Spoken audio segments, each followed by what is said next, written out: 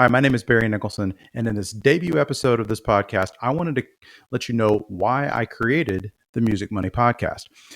First of all, I'm going to start off with, who am I, and give you a brief introduction. Now, I am going to go into my story in more depth in episode 2, but just so to let you know, again, my name is Barry Nicholson. I am a marketing guy in my day gig, and I've done a lot of marketing for my band over the last 8 years.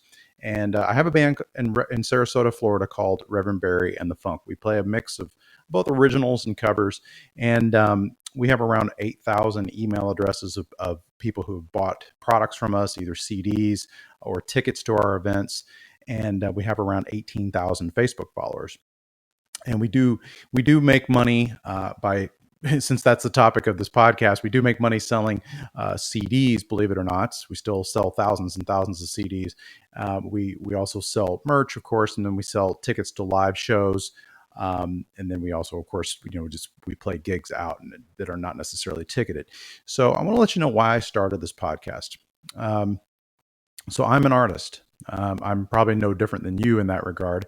I write songs. I have what I believe to be a great band, and I really want people to be really into us as an original band, as artists.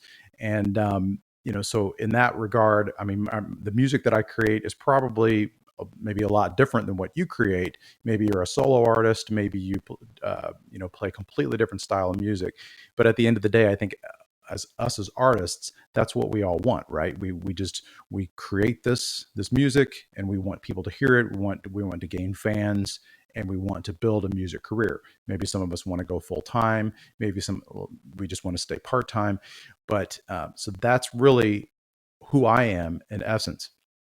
So I just want to talk a little bit about how the music world has changed. So I'm, as you can tell, maybe I'm a little bit older than you are. I started trying to get a record deal with my band back in the 90s. And again, I'll tell my history a little bit more in future episodes. But since the 90s, the music world has changed completely since then. It used to be to be considered legitimate as an artist, you used to have to get a record deal with a major label.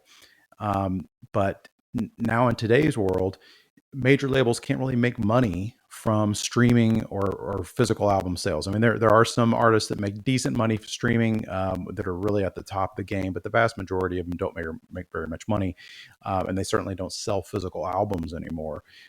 So 360 deals are the norm. Now, if you're unfamiliar with what a 360 deal is with a major record label, that means that the major labels get a piece of the money from your tours, from your merchandise, from publishing, from sync placements. Sync placements are where they get you on TV and radio, that kind of thing. And it used to be back in the day that major labels did not take a piece of your touring. That was how the band really made the bulk of their money. But since there's no real a way for a major label to recoup their money, they're taking these 360 deals. They're taking a chunk of everything. And really the ones that are only even getting major label deals anymore are pop and hip hop artists. It's the thing is, bands really don't get record deals anymore if you really think about it. Now, the good news about the world as it is right now is that you can build your own music business, meaning that you don't really need a record label necessarily to go out, find people who like your music, make them a fan, maybe get them to support you in some fashion, buy music from you, buy merch, Patreon, that kind of thing.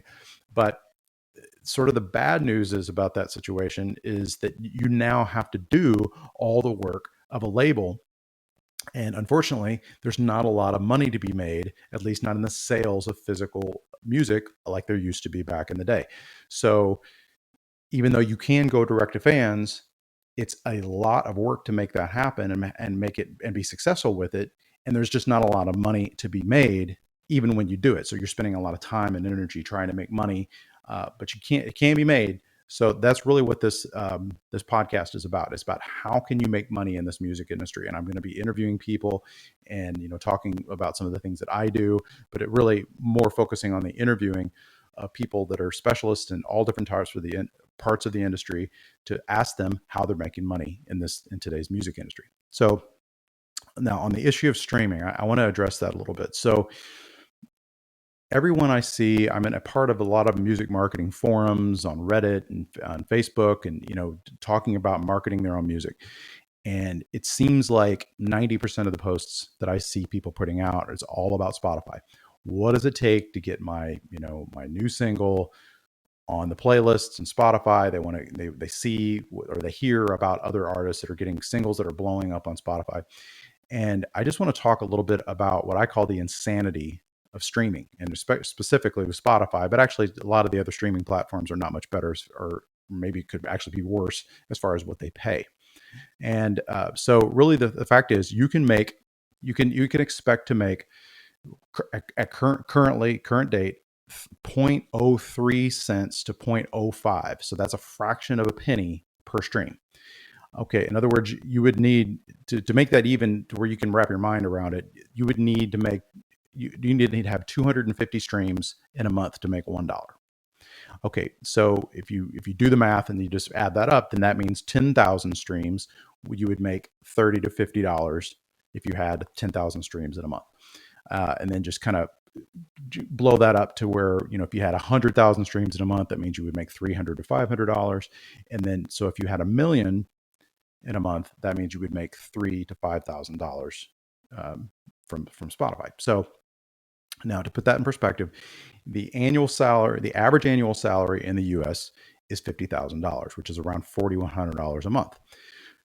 Now, Spotify does claim that they have 13,400 artists that generate in excess of $50,000 in a year in publishing royalties, and they had that in 2020.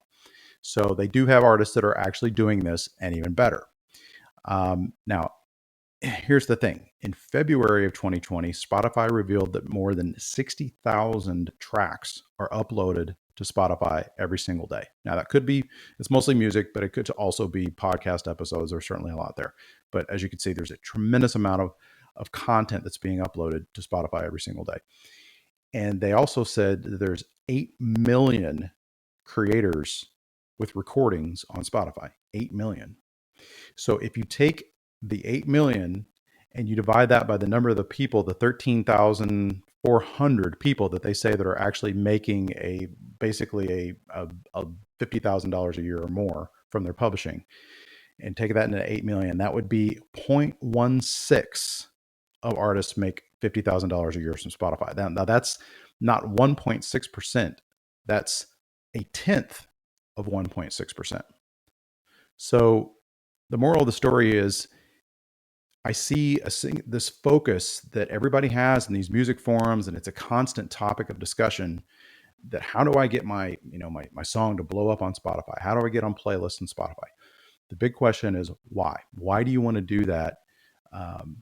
Certainly now, should your only focus be on money? Because I've just explained to you that you're probably not going to make any serious money from Spotify, maybe ever. So I understand that maybe you just want to get your art out into the world. And I totally get that. But if you're not making money, if you're spending hours and hours and hours and all this time and energy, and there's a lot of emotional energy that goes into that, eventually you'll burn out if you keep putting out this art of yours and it doesn't make any money to be able to sustain yourself. Because, and maybe you're married, or maybe you're living with someone, or you have a girlfriend or whatever, or whatever your living situation is.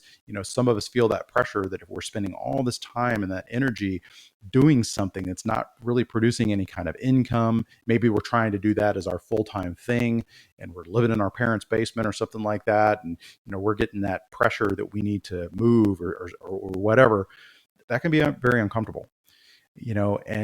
But maybe you don't even think that way. But if you don't have money to run your music business, and that's what it is a music business. I mean, most of the time you have to pay musicians. You'll maybe even have to pay a producer. You have to pay for marketing things. Even if you do the marketing yourself, you have to pay for a website, all this kind of stuff. Graphic artists, you basically need to act as your own label, and even record labels cannot run without making money, and neither can you. So on this podcast, again, I just want to reiterate that what our goal here is to reveal where is the actual money being made in today's music business. That's why it's called the Music Money Podcast. And I will be exploring every possible way to make real money in the music business, either part time or full time. So, and it's not just me. I'm going to be talking to all different types of artists from all different types of genres. We'll be talking to experts in social media platforms, who have people that have succeeded on Instagram, Facebook, YouTube, TikTok, Twitch, even more. We'll talk to people who've blown up on Spotify, certainly, Apple Music, Pandora, SoundCloud. We'll talk to people who are experts in live streaming, people, producers, professional musicians, touring musicians, music attorneys, managers, agents, record labels, major labels, and independent record labels. We'll talk to sync placement experts. We'll talk to people that are really great at selling merch, people that are just in general great at marketing their own bands or their own, their own individual music. We'll talk to concert and festival promoters, publishing companies, and it's going to be all different genres, all different ages, people that are succeeding part-time, people that are succeeding full-time. And we'll talk to even, original artists. We'll talk to people that are in great, very successful cover bands, corporate bands, wedding bands, tribute bands, whatever. Just how are they making money? And we're going to ask them, how are they doing what they're doing, and get them to divulge their secrets. So I hope you join me on this journey, and thank you for watching or listening so far. And in the next episode, I'm going to tell you about my story and my background. Thanks for watching.